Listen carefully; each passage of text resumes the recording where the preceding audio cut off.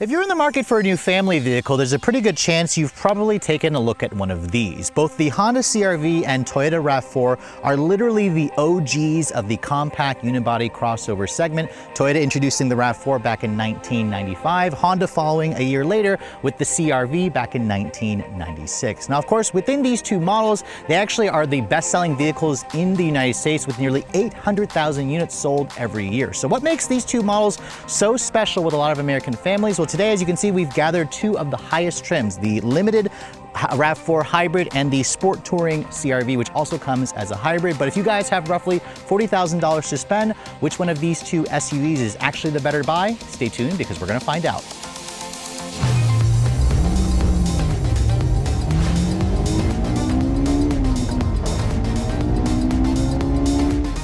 So before we start talking about the exterior styling differences between these two vehicles, I thought I'd start by first showing you guys what's going on underneath the hood. Now, both the Honda and the Toyota offer a choice between either a gas-only engine or a hybrid powertrain. The two companies have essentially gone all in on hybrids. So let's go ahead and talk about the Toyota first, because Toyota has always been kind of the leader in terms of hybrid technology. This model here combines the company's fourth generation hybrid Synergy drive. It pairs up a 2.5-liter gasoline 4-cylinder with their dynamic force direct and port injection with up to 3 electric motors. So there's 2 electric motors at the front and an additional electric motor at the rear, giving this vehicle electronic all-wheel drive, which is standard. It's technically optional on the Honda. It all goes out through an electronic continuously variable transmission, and the power figures are pretty good. 219 horsepower combined. The gas engine on its own delivers around 176 horsepower. Fuel economy is also very impressive, even though this has been on the market for a few years. 41 in the city and 38 on the highway, 39 combined. It has a 14.5-gallon fuel tank. You're looking at just over 500 miles of range on a full tank using regular fuel. We tested a 0 to 60 in this model at around 6.8 seconds with a top speed around 118 miles an hour. This vehicle will also tow up to 1,750 pounds, and as this RAV4 sits, it weighs in at around 3,800 pounds. It has a small 1.6 kilowatt-hour battery pack that's lithium-ion. Keep in mind, if you want a plug-in hybrid, Toyota offers that in the form of the Prime, which was just renamed to just the RAV4 plug-in hybrid. But in contrast, wonderful. Let's just go over there. But in contrast, let's move over to the CR-V, which Honda has always been a pioneer in hybrid technology as well. But I would say that they've kind of been maybe one step behind Toyota because, again, even though the Insight came out in the US a year before the Prius, technically the Prius came out in Japan 2 years before the Insight, but that's a different topic. Let's talk about the powertrain here. This is the latest version of Honda's 2-motor hybrid system, which combines a 2-liter direct injection 4-cylinder, so technically it's a half a liter smaller versus the Toyota, with 2 electric motors. Basically, there's a high torque traction motor, which primarily powers all 4 wheels, because this model here has standard mechanical all-wheel drive. You can also get a front-wheel drive CR-V, which is new when this generation came out. The gas engine on its own delivers 145 horsepower. The electric motors add a little bit more power to increase the output to 204 horsepower combined. Technically, the electric traction motor delivers 181 horsepower on its own, but there's never really a direct addition between the two. There's always parasitic losses. The Honda, however, is a little more unique in the transmission department because it technically doesn't use an eCVT like the Toyota. It uses a direct drive transmission with a 2-stage lockup that functions like an eCVT. So even though you see eCVT, it's technically a 1-speed reduction gear transmission. That's because this car primarily is powered by the electric motor, with the gas engine functioning as a generator to recharge the smaller 1.1 kilowatt-hour battery pack. Honda doesn't claim a 0 to 60. We got 7.1 seconds in our testing, so it's a smidge slower than the Toyota, and this vehicle is also not quite as fuel efficient. This model here with all-wheel drive is rated at 40 in the city and 34 on the highway, about 37 combined. If you guys go for the front-wheel drive model, that's rated at 43 in the city and 37 on the highway, so it's around 3 mpg better. The CR-V has a 14-gallon fuel tank. You're looking at just under 500 miles of range, so it's pretty similar to the Toyota, although the fuel tank is a little bit smaller. This also runs on regular fuel. The CR-V also does tow a little bit less. This model will tow up to 1,000 pounds, and as this car sits, it weighs in at just under 4,000 pounds, so it's technically about 100 pounds heavier versus the Toyota. So now that we've talked about the powertrain, let's go ahead and talk about the exterior styling. Starting at the front fascia of these two vehicles, some of you actually may be surprised to see that the Toyota is the older vehicle here. This car came out back in 2018 as a 2019 model. Toyota is technically getting ready to show us a new generation, while the CR-V was just introduced for 2023. This is now in its 6th generation. The Toyota RAV4 is in its 5th generation. Let's go ahead and talk about some of the exterior styling differences between the two vehicles. Let's start, of course, with the RAV4. This model here is the fully loaded hybrid limited. It sits at the very top of the trim hierarchy. Toyota technically offers 13 different trim levels for the RAV4. So there's a reason why this is the best-selling vehicle in the US. There's so many different flavors for different types of buyers. This exterior color is called Wind Chill Pearl. It's an extra $425 extra. The limited trim certainly has some unique touches to it compared to other RAVs. The headlights, as you can see, Toyota gave the RAV4 a pretty big refresh in 2022. The headlights have a new projector style. There's an LED daytime running light, LED turn signal here. Down here you also have an LED fog light, which the CR-V doesn't have. This little accent here is part of like an accessory. It's like a fog light outline package, and then you can see the grille has a gloss gray accents. The grille itself actually is a little bit small. If you guys look at vehicles like the new Camry, for example, or the Crown Signia, those vehicles have a much larger grille, so it's kind of interesting to see Toyota being a little more restrained. When this body style came out in 2018, it kind of resembled like a mini 4Runner, so I like the fact that Toyota made it a lot more truck-like. The emblem there houses the radar sensor for the adaptive cruise control. Toyota's Safety Sense 2.5 is standard, so you have adaptive cruise, automatic emergency braking.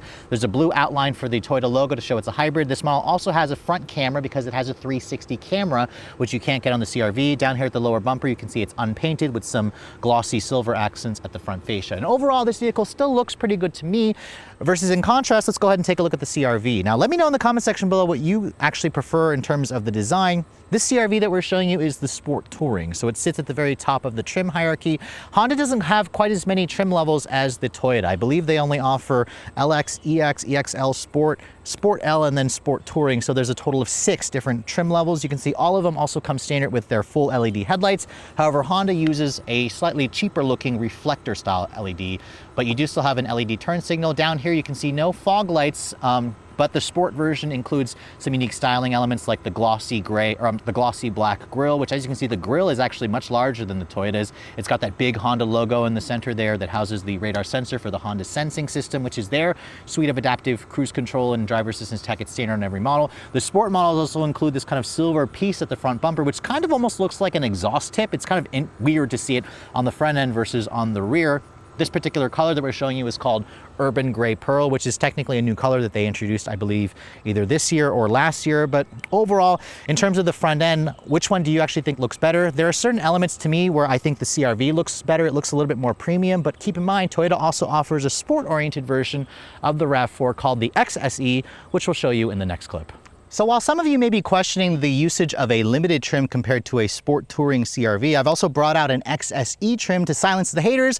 This model here is a 2022. It actually belongs to my parents. They've put around 38,000 miles on the vehicle. So now that we're seeing this side by side with the Sport Touring CR-V, let's go ahead and talk about some of the styling differences. Now, first of all, the grille, as you can see, is slightly different. As opposed to the glossy gray accents, you have kind of a gloss black accent, which I think actually looks really good with the white exterior, the pearly white exterior. Down here at the lower fascia, it also has a gloss black painted area as well, which looks a lot more upscale versus the non-painted flat black that you get in the Limited. I'm actually surprised that Toyota didn't want to paint the Limited's bumper this kind of glossy black. I think it looks more upscale. The headlights are also slightly different. They are still a full LED projector style. This is the LED daytime running light. There's the LED turn signal, LED low and high beams. However, unlike the Limited, you don't get fog lights. Instead, you have this kind of LED accent light, which certainly looks very nice at night. It gives it a really unique light signature, but I think I would actually rather have the fog lights, which, as you guys know, you can't even get on the CR-V. Now, moving around to the side of the vehicle, let's talk about the wheels. These are basically the same style wheel that you get on the Limited. They're also an 18-inch wheel. However, unlike the Limited, which has kind of like a machined glossy gray finish, this is a gloss black finish, which certainly looks nice. It kind of goes with the black theme of the XSE. It's still riding on a 225/60 R16 or R18 tire. You can see the wheel arch trim is also gloss black, which I think actually looks, again, a lot more upscale and finish compared to the flat black area. And then, of course, looking at the roof panel here, it is a two-tone roof. So this is one of the only trims on the RAV4 family that offers the two-tone roof. You can't even get that on the CR-V. It still also offers a paint-nose sunroof, which is a nice touch. It goes well, of course, with the gloss black mirrors, with the integrated turn signals. You can still get a full 360 camera, which is also a great feature to find. And then if we want to follow me over to the rear, let's talk about some of the small, subtle differences here. You can see the taillights have a slightly smokier, darkened look to them. My parents also added the blacked out emblem packages here. So the Toyota logo, the RAV4 Hybrid XSE badge are all blacked out. The rear bumper is also gloss black, which I think also looks good with the dual chrome exhaust tips. That hasn't really changed, but this definitely looks a lot more youthful and a lot more upscale versus the rear, I think, on the outside for the Limited. Now let me show you guys the interior really quick because there are a couple of small differences. Now, first of all, that black interior is your only choice if you guys want the XSE. It's a combination of their soft text with this kind of cloth insert, as you can see. These seats are only heated, however. You can't get the ventilated seats. And you can also see the driver's side here is not a four-way power. That is unique to the Limited trim. The screen over there, as you can see, is the older 9-inch display. It's not their newest audio multimedia system where you have that 10.5-inch display. It has a wired connection for CarPlay and Android Auto. And then the instrument panel, it just has that half digital, half analog display. In 2023, Toyota added the new display and the all-digital display that is optional on the XSE. So overall, there are a couple of small differences, but let me know in the comment section below if you prefer the look of the Limited RAV4 or the XSE trim. So moving back to the RAV4 Limited trim level, let's go ahead and talk about these two vehicles from the side profile because the CR-V is technically the longer car. Remember, this generation came out back in 2023 and at 184.8 inches long. This is actually one of the longer vehicles in the segment. It's around 2.5 inches longer than the previous generation. Honda also made the wheelbase slightly longer at 106.3 inches long. This Sport Touring trim that I'm showing you here also has a 19-inch wheel. It's a gloss black wheel. This is the only trim level of CR-V to get a 19-inch wheel. It's riding on a 235 by 55 R19 Michelin all-season tire. These gloss black wheels with the 12-inch brake rotors there and roughly around 8.2 inches of ground clearance certainly gives the CR-V a really nice stance, especially when you're looking at the color combination here with the gloss black for the mirrors, the gloss black accents. The Sport Touring trim has a really nice side profile look to it that definitely gives it a more premium look. Now, in contrast, over at the Toyota, the RAV4 has been around for about 5 years now, and it's one of the shorter entries in the segment. This is built on Toyota's TNGA-K architecture. It has a 180.9-inch overall length with a 105.9-inch wheelbase. So the Toyota is around 4 inches shorter than the Honda. The wheelbases are the same. The RAV is also around a half an inch narrower. So that's what gives the Honda slightly more interior space. Looking at the wheels, you can see these wheels come standard on the Hybrid Limited. They're an 18-inch wheel and this kind of graphite glossy gray finish, riding on a 225 by 60 R18 Dunlop Grand Trek all-season tire. So slightly narrower tire with a smaller 1-inch diameter wheel. Brakes are also around 12 inches, a little bit smaller on the rear versus the Honda. And then Toyota also says you have around 8.1 inches of ground clearance. The trim here, as you can see, is also unpainted, just like on the Honda. But overall, in terms of the side profile, they actually look pretty similar and boxy, but I do think that Honda did a better job by putting larger wheels on the CR-V. Now from the rear, this is where you're going to see a lot of the styling differences between the CR-V and the RAV4. The design certainly takes a far different approach with the Honda. Let me start with this vehicle here. You can see the rear actually resembles a lot of Volvo's to me, especially with the way these taillights are kind of stacked vertically that go up into the actual D pillar here. Honda also uses a combination of LEDs back here. So the rear taillight and brake lights are an LED. The turn signal, as you can see, is incandescent. The reverse light, however, is a full LED. Honda also does with some badging as well. You can see there's a CR-V with a hybrid badge there. What I don't love, however, is the sport badge, which is black, but the touring badge, which is chrome. I would have liked to see Honda just do chrome or all black for all the badging. You can see there is a subtle little rear spoiler over here. And then looking at the rear bumper area, you can see the CR-V has a dual exhaust system, but I want to point out this exhaust system is actually connected to a muffler. The other one there is not. So technically it's just a single outlet exhaust, but Honda does a fake piece over on the driver's side. Don't always love a fake exhaust, but the CR-V's rear end to me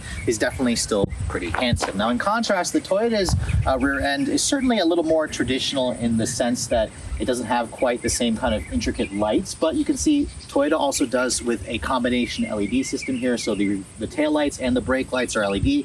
The turn signal, however, and the reverse lights are incandescent. So there's one little knock against the Toyota there. Toyota also does a lot of badging. You can black out the badging, but this limited trim does have a silver accent here, kind of going across the tailgate. There's a subtle spoiler with the rear wiper, and then down here at the rear bumper, you can also see the glossy gray accent here with some unpainted pieces. And then Toyota actually gives you a true, well, not really true, but it's an actual dual exhaust system because the mufflers are actually connected to that chrome tip. I also appreciate the sportier, more traditional presence of the dual exhaust system. This is something that I feel like Toyota is going to go away with in the next couple of years as they move into their next generation platform. So now let's go ahead and talk about the cargo space for both of these vehicles. As you can see, a power liftgate is included on both, and they are also hands-free functionality, which means you can kick your foot underneath the bumper with the key fob on you and your hands are kind of full with stuff and still access the cargo area. The CR-V is technically the more spacious vehicle.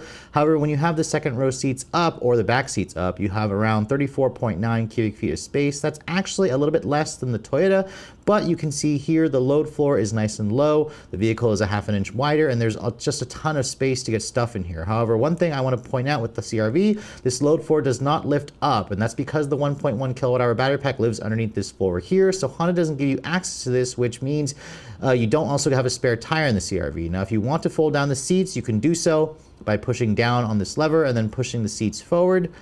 When you do fold down both of the seats on each side, Honda says you have around 76 cubic feet of total trunk space. That's actually among the best in the segment. It's one of the reasons why people love the CR-V so much. Now, in contrast, the Toyota's cargo area is not quite as big with all the seats folded. Now, Toyota says you have around 37.5 cubic feet of space with the back seats up. That's technically around 3 cubic feet more versus the Honda. But as you can see, the Toyota is not quite as wide, so the space isn't quite as vast, but it also doesn't appear to be quite as tall. Toyota does have one ace up its sleeve when you lift up the cargo floor here. The battery pack doesn't take up any space when you still have that temporary spare tire, in addition to a little more storage. And then the Toyota allows you to still fold down that back seat. When you fold down both sides of the seat back, you actually get a maximum of 69 cubic feet of space. So that's actually around 7 cubic feet less than the Honda. However, I do think Toyota gets a win because it has that underfloor storage and has the spare tire. Really, to be honest, the 7 cubic feet difference shouldn't really matter to most people because these SUVs are still ridiculously practical. So the exterior styling of these two vehicles is obviously important, but the interior is really where everybody's going to be spending all their time. So let's go ahead and start with the interior of the new Toyota RAV4. Now, first of all, when you shut the door, it has a pretty solid sounding thunk. Remember, this platform's been around for a few years, but Toyota did a great job with the solidity of the TNGA-K architecture. Now, this particular one that I'm showing you here is the fully loaded limited trim. It has a really interesting color combination. This is called Nutmeg. As you can see, it's like a light beige interior. These are the Softex vinyl leather seats, so it's a synthetic leather. These seats, my particular seat here, the driver adjusts in 10 different ways. It also includes a 2-person memory. This passenger seat here adjusts in 8 different ways. So that's a nice surprise. Most competitors only have a 4-way power passenger seat, which we'll talk about later on in the Honda. These seats are also heated and ventilated, which is kind of a nice touch. You can only get the cooled seat on the RAV4 in this top-of-the-line limited trim. Now, in terms of the door panels here, you can see there's a beautiful soft touch material here with the same soft text with the contrast stitching. The window controls are one touch for all 4. They also have a really nice high-quality feel. The steering wheel, this steering wheel's been around for a few years. It still has a pretty nice feel to it. It's got a leather-wrapped wheel. The leather feels relatively okay quality. The steering wheel itself offers a manual tilt and telescoping adjustment. No paddles on the wheel. I think you get that with the XSE trim. And then Toyota does a lot of buttons for the cruise control system to adjust the infotainment system, or to adjust the instrument panel here, which the Toyota on the top trims come with a fully digital instrument cluster. That's a new feature that they introduced back in 2023. It's only on the top trims. It's slightly customizable. It's a nice tech feature that you technically can't get in the Honda. The horn sounds a little puny, if I'm being honest. We'll talk about the Honda's horn later on. And then in terms of the dashboard, you can see material quality, soft touch up here, soft touch down here. You have this nice little storage shelf. And then over here on the center stack, you can see the Toyota has the bigger infotainment display. So this is a 10.5-inch display. It's their Toyota audio multimedia interface system. It has wireless Apple CarPlay and Android Auto, as you can see. I can also click on that right there and actually will expand the CarPlay to take up the entire screen, or you can also compress it to reveal the native system here to the side of the actual screen.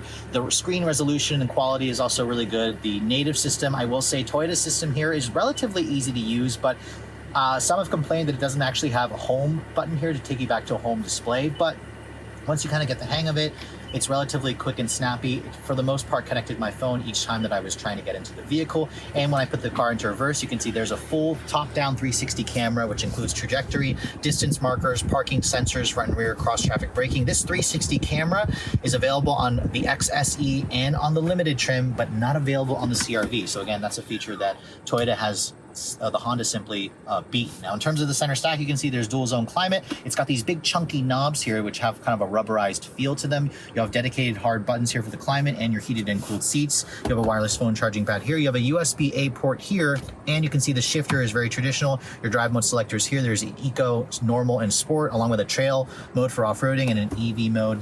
And then over here, you can see the center console area has decent sized cup holders. It has a nice, really padded center console area. And then when you open this up, it has 2 more USB-C charging ports and a relatively decent storage cubby here, which is kind of nice. Above me, you can see there's a big panoramic sunroof, which is a $500 extra, not available on the CR-V at all. And you can also see it tilts and it also opens up to vent air. So that's a really great feature to have. It's available on when you go for the XSE and the hybrid trim models, which is nice. And then over here, I want to also point out there's a digital camera review mirror in addition to the auto dimming. That feature is part of an extra charge. Again, great feature to have if you guys constantly load up the vehicle's interior with stuff to the roof line so you can still see. But let's go ahead and hop into the backseat area. I want to show you guys what that space is like on a RAV. Now, as you can see, the nutmeg interior carries over back here, and these seats do also offer the ability to fold them down where it creates a semi-flat low floor, or you can also recline the seat slightly. It gives you a slight recline, which is nice, but overall you can see the back seat area is still relatively pleasant. I will say that this door doesn't open up quite as large as the CR-Vs, but when I get back here, you can see shutting the door, Toyota says you have around 37.9 inches of legroom, which is pretty good, but when we get into the Honda, I'll show you the CR-V has a little bit more space. At least Toyota is very consistent with the materials. So you still have the Softex leather here where it's padded. You have leather over here. You have one level heated seats back here as well, in addition to really high quality window controls, which are one touch, just like in the front. Over here, you can see there's a hump in the center area for the middle passenger. You have rear seat air vents. You have 2 USB-C charging ports.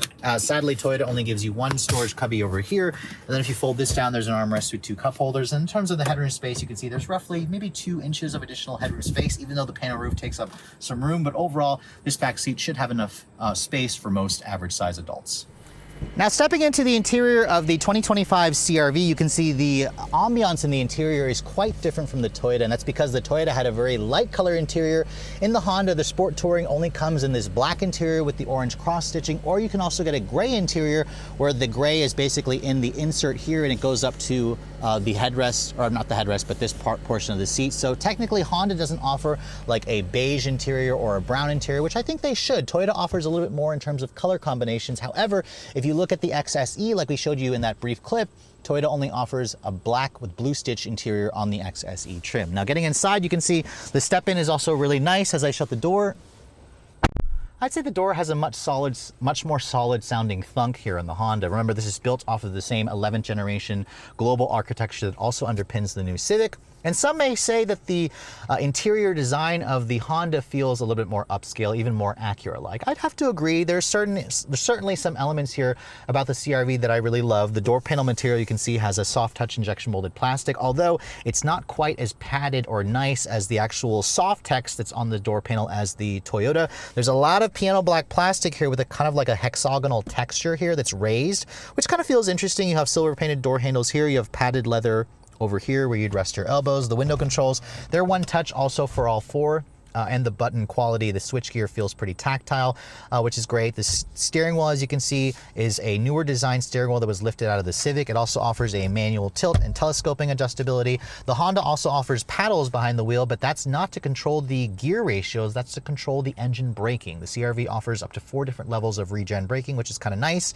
You also have some actual hard buttons here for the Honda Sensing, which is their adaptive cruise. You have your audio controls over here. There's a heated steering wheel button here. The Toyota also had its heated steering wheel, but the button was located on the dash. The horn, it sounds a little bit more substantial in the CR-V, so not quite as puny as the horn in the RAV4. Now, in terms of the instrument panel, you can see the Honda is not available with a fully digital display. Instead, you just have a half digital display on the left that's supposed to be the power meter. On the right, for the speedometer, it's just an analog dial. Honda has a fully digital display in the Civic, in the Accord, for example, in the Pilot, but for some reason, it's not available in the CR-V, which is just absolutely infuriating. The rest of the dashboard design, you can see, has a soft touch injection molded plastic. There's this really interesting honeycomb mesh style vent where it looks like it's one continuous vent, but it's technically 3 separate vents. You have more of that textured piano black plastic here. And then of course the dual zone climate control. I really like the satisfying click that Honda gives you. This definitely feels a little bit more upscale, a little bit more Acura-like. However, what isn't quite as upscale is that screen right there. That's a 9-inch display that is technically Honda's older generation infotainment software. It does, as you can see, have wireless Apple CarPlay and Android Auto, which is a really nice touch. However, the screen itself is definitely on the small side. This is a 9-inch display, and it's around 1.5 inches smaller versus the display in the RAV. And this is the newer generation car. It's a little inexcusable. Honda has a 12.3-inch display in the Accord. It should be here in the CR-V. When I put the vehicle into reverse, you can see there's your backup camera, which offers 3 different types of views. It also has rear cross traffic alert and braking, but no 360 camera. It's not available in the CR-V at any price, which is super frustrating. Over here on the center stack, there's also 3 levels for heated seat controls, but no ventilated seats. Your wireless phone charging pad is here. This area here is a little bit larger than the Toyota, so it has a little bit more storage over here. You have 2 USB charging ports, an A and a C, of course. You have a traditional gear lever to control the direct drive transmission. Your drive mode selector is a little toggle here, which I actually think is nicer versus the little rotary thing in the Toyota. But you get 4 different drive modes in this vehicle: Sport, Normal, Econ, and Snow. Electronic parking brake. This center console area here, I think I actually like how this feels a little bit less massive. In fact, the dashboard in this car is a little bit lower, which is nice. The cup holders are also pretty good size. This area here is padded, but not quite as plush as the center console in the Toyota. If I open this up, you can see it offers a pretty deep storage area as well, but your USB ports are not in here like they are in the Toyota. They're located right there. These seats, I want to also mention, they are comfortable and supportive. However, I would say that this is a real leather. So this is the black leather interior instead of a synthetic leather. The padding in the Toyota, to me, actually feels a little bit softer. The bolstering is not quite as aggressive, which is surprising because this is a sport touring. The heat function works well. This has a 2-person memory. However, the passenger side here, as you can see, is only a 4-way power versus in the Toyota, you had an 8-way power. So if that's important to you, if you're constantly a passenger in this vehicle, you might want to keep that in mind. Above me, you can see just a standard sunroof, which has a traditional manual shade. This also will open up, where you can open it up entirely, which is kind of the same size as the sunroof in the RAV. But again, if you want a pano roof, it is frustratingly not available in this car at any price. Let's go ahead and hop into the back seat so I can show you guys what that space is like back here. Now you can see the back seat of the CR-V is definitely larger. In fact, Honda says you have around 41 inches of legroom back here, which is a solid 4 inches more, almost 4 inches more versus the RAV. You're definitely going to notice that when you get back here. You can see the seats, they do give you the ability to fold them down. However, I will say that the incline here is much steeper versus in the RAV4. So this is kind of where the battery pack messes with the cargo floor a little bit. You can see when I put the seat back up, it offers a little bit more adjustability in terms of the recline. In fact, it gives you almost like a gangster lean back here. So if you want to get comfortable back here, that's definitely, you're definitely going to want to go for the Honda instead with its more flexible back seat. As I get back here and shut the door, you can see the door has that same solid thunk. Back here, however, it's not quite as consistent. Material quality is hard touch plastic versus in the RAV, you had that soft tex, which was nice and soft. More piano black plastic here, nice padded armrest here. No heated rear seats as well, which is something that you can get in the RAV4. In terms of the legroom space, however, you can see this floor is completely flat, so that's better in terms of packaging. You have two USB-C charging ports. You have rear seat air vents, like I said. And then you can see over here, there's one storage cubby over here. If you don't fold this down here, it gives you an armrest with 2 cup holders. And then even though the CR-V doesn't have a pano roof, you can see the standard sunroof does eat into the headroom space a little bit, but there's a little carve out section here. So when I sit back here, you can see I probably have a good maybe 2.5 inches of rear seat headroom. So overall, the rear seat area of this vehicle is definitely much larger. And I also want to point out, if you guys are parents, this rear door opens much larger. It's almost at a 90-degree angle, which is good if you guys want to plan to put a child seat in the back seat. So now let's get behind the wheel of both the Honda CR-V and the Toyota RAV4. Let me start off the driving scene here in this 2025 CR-V. This vehicle has always been historically #2 on the sales chart, with Honda doing just under 362,000 units last year. It has basically been growing in sales ever since this generation came out. They did almost 100,000 more units versus in 2022. So obviously Honda is doing something right with this new generation CR-V. And just setting off here, let's go ahead and talk about the driving characteristics. Now, first of all, the big difference between this vehicle and the Toyota is the fact that Honda's hybrid system tries to function primarily more as an electric vehicle. It has basically a direct drive transmission that has a two-stage lockup that functions as an electronic CVT, and that's because this vehicle will accelerate primarily from its electric traction motor, versus in the Toyota, it kind of will lead with the electric motors, but then the gas engine will take over most of the time because it offers more power. In the Honda, it will do the same thing, but that gas engine will basically come on to recharge the 1.1 kilowatt hour battery pack and function as a generator to recharge the battery pack. Although the engine can add its power at situations at higher speeds, at lower speeds, it's mostly functioning as a generator. And first off, the CR-V is definitely a very solid feeling vehicle. It's got the same platform that also underpins the 11th generation Civic. It feels solid, it feels well made, it has a really high quality feel with a really great ride quality. I don't hear a single squeak or shudder from the suspension, from the interior whatsoever. I also love the seats. They hold you in place quite nicely, and they're also covered in a genuine leather material, which is not something you can say about the Toyota, which technically uses a Softex, a fake leather material. And then when you put your foot down, it actually does get out of its own way quite nicely. And unlike the Toyota, this actually will get to 60 miles an hour in a pretty decent amount of time, and it will create these fake shifts.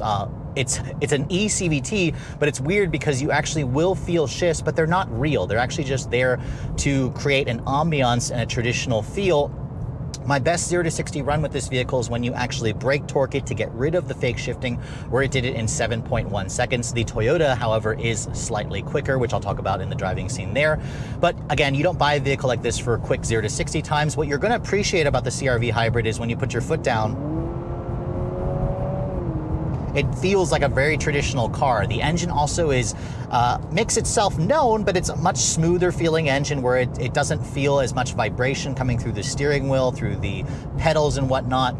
It just feels refined. It feels really well put together, and I think most people are going to be quite surprised with the way the CR-V feels, and that's because of the way Honda has programmed the way this powertrain works. Now, sadly, that programming does give you a little bit of a disadvantage in terms of fuel efficiency, because in my week's worth of testing, I averaged around 31 mpg in mostly mixed driving, mostly mixed as in I did mostly highway driving. In the city, it got a little bit better at around 34 mpg, which is still pretty good. However, when we hop into the Toyota, we'll talk about the fuel economy there, and that's where you're going to notice this slightly bigger difference. And that's going to also make a pretty big difference, because this car basically should get around 500 miles of range on a full tank. However, in my actual testing, I was only averaging around 400-ish miles. Now, I will say that this model that I'm driving is very, very new. It has like under 200 miles. So I did put some miles on this vehicle. I'm like literally the first journalist to get it, but it still was not getting quite the fuel efficiency that I was looking for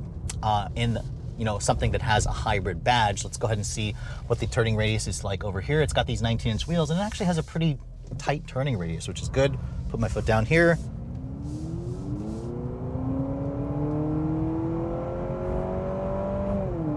Again, I really appreciate as an enthusiast the fake shifting, but most people who buy a hybrid like this, they're really not going to care too much, I feel like, about. They're just going to care about the fact that, is it responsive? Is it smooth? Does it give me like power when I need it to? And is this thing also fuel efficient and gets out of its own way when I'm looking to pass? And the CR-V certainly will deliver on all those fronts. Visibility is also really good. I can see out of the front, the side, and the rear quite nicely. But again, if you want even better tech features like a 360 camera, ventilated seats, that's where the Toyota is better in that regard. But overall, starting out in the Honda, it sets the benchmark quite high. But let's go ahead and hop into the Toyota, because the Toyota is also considered the benchmark, and even though the RAV4 is due for a replacement, the current generation is still one of the best driving SUVs out there.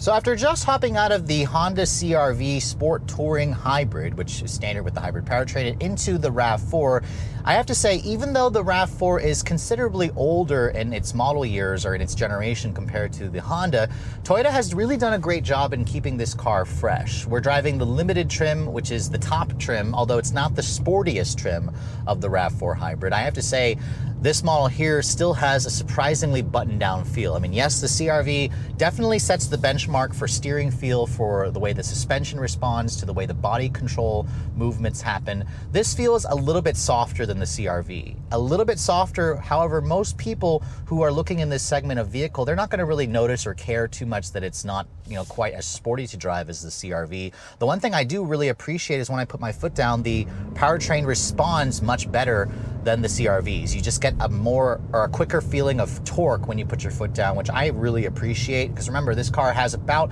15 more horsepower than the CR-V. Visibility out of the front area is definitely not quite as good. The dashboard is a little bit higher. These pillars also feel a little bit thicker. They're not horribly thick, but when you drive the CR-V in this back-to-back, you notice that the CR-V feels a little bit easier to see out of. However, I do really like the seats in the Toyota. The CR-V also had really comfortable seats, but the bolstering in this vehicle is a little bit better. Compared to the Honda's real leather, this fake leather that Toyota uses called Softex feels basically just as nice, with really great padding and bolstering. I also have ventilated seats. That's not available on the Honda, so I really appreciate the fact that I'm sitting here with, you know, the cooled seat on. It's a little bit warm outside. I also love the panoramic sunroof, which is not available in the Honda. And this vehicle also is available with a full 360 camera. Again, there are so many features that I kept complaining about that Toyota just simply offers on the RAV, and you don't even necessarily need to get the limited trim. The XSE offers everything that I mentioned except for the ventilated seats. You have to go for the limited trim to get the ventilated seats. But it just shows a testament that Toyota really has all of their bases covered, because they offer so many different trim levels and flavors of the RAV4. Put my foot down here, you can see. Now, what's interesting is the Honda will fake shifts. The single speed reduction gear transmission behaves like an eCVT, which this model is actually an eCVT, but the Toyota doesn't try to make any qualms by faking shifts. Instead, when you put your foot down, you're met with just a responsive accelerator pedal, the car surges forward, and you do hear more noise. And now because of that, it makes the RAV4 sound like it's the louder car than the Honda. And I will be honest, the Honda is a little bit quieter in terms of road noise and wind noise. I think Honda just did more sound deadening materials. The engine in the Honda also creates, you know, it has a traditional sound because of the fake shifts that it's happening from the direct drive transmission, versus in this car, the engine sounds a little bit more thrashy, and it may very well be. The CR-V's engine, however, there are times where I notice it sounds a little gutless and a little bit thrashy as well, but I think Honda's just done a better job with making it feel more traditional and making it seem like it's quieter, although if I put a sound decibel reader in there, it probably is a smidge quieter. In terms of ride quality, the two vehicles ride very similarly. The RAV4's handling dynamics is a little bit squishier, but it's not uncontrollable. It's not unstable. It's still really calm and collective and cool and easy to drive, just like in the Honda. Visibility out of the front and side for this vehicle, like I mentioned, is a little bit not quite as good, but I love that digital camera rearview mirror, which is unavailable in the CR-V, so that's something to keep in mind. The infotainment system technology in this vehicle, also that bigger 10.5-inch display, just looks a lot more modern, which is kind of funny because this car is the older vehicle, yet it feels more modern from the all-digital display. The 10.5-inch display is here. This car is lacking a heads-up display, which you can get on some rivals like a Mazda CX-5 or CX-50. But again, this is still one of the best hybrid powertrains in the business. Now, I also want to mention the Honda's fuel economy. Now, in my week's worth of testing with the CR-V, I was averaging around 32 mpg and mostly highway driving. In the city, the CR-V did around 34 mpg in mostly a mixture of city and highway, which was a little bit more city versus my initial test. Now, this car is also equally new, and the trip computer is basically showing 37.8 mpg with just under 200 miles on it, which is phenomenal. So it's already getting in mostly city driving about 3 mpg better versus the CR-V. That mpg I expect will improve because I've had a chance to live with a RAV4 hybrid for a week several times, and I was able to do 39 to over 40 mpg easily. So that's something to keep in mind, is the RAV4 is more fuel efficient. It's also slightly quicker. The CR-V did 0 to 60 in 7.1 seconds. This car will do it in 6.8 seconds. So keep that in mind. This car is a little bit faster and it's also more fuel efficient. So that's kind of where the Toyota's powertrain again is more, or it's just the more competitive powertrain. Even though it's a little bit noisier, and also the all-wheel drive system in this vehicle doesn't have the same sophisticated torque vectoring that the Hondas would have, because the electric motor only powers the rear axle. There's no physical connection. The result is improved acceleration and improved fuel efficiency. I think that's a sacrifice that most people are willing to make. So for me personally, even the two vehicles drive really similarly. The Honda is a smidge sportier and has a little bit better visibility. I think that the RAV4's powertrain refinement and just quicker acceleration and improved MPGs gives the Toyota a slight edge, which again, it's really hard to choose, but I think those are two factors that most buyers are really going to care about, especially when you're trying to choose between the two. So when you think of an automotive rivalry, the comparison between a Toyota RAV4 and a Honda CR-V is about as classic as it gets. I mean, these two vehicles here are essentially the new Camry and Accord. They've basically taken over those midsize sedans as the best-selling vehicles for Honda and Toyota. So after spending the day taking a look at both of these two vehicles in detail, how can you possibly choose between both of these models? First of all, let me start with the Toyota. Toyota did around 435,000 RAV4s in the US last year. Around 160,000 of them were the hybrid model. So the hybrid accounts for about 37% of the sales mix. That number is only going to continuously improve.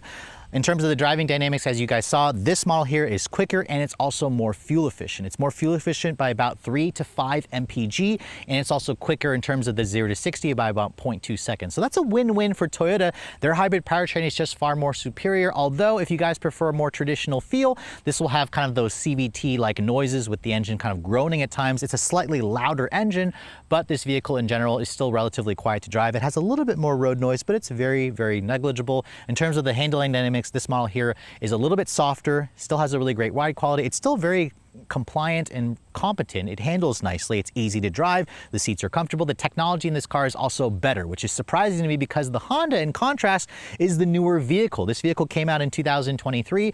Its hybrid powertrain offers a more traditional feel with that a single speed reduction gear transmission with those fake gear changes, 0 to 60, 7.1 seconds, around 35 mpg in the city, 32 on the highway. That's still very good. It's really good until you drive the new RAV4, which is shocking to me that the older vehicle gets better gas mileage and it's quicker. Now, in terms of handling dynamics, the CR-V is slightly sportier when I was driving the two vehicles back to back. However, does that really matter in this segment? I mean, yes, as a driving enthusiast, I like how this car is a little bit more playful in the corners.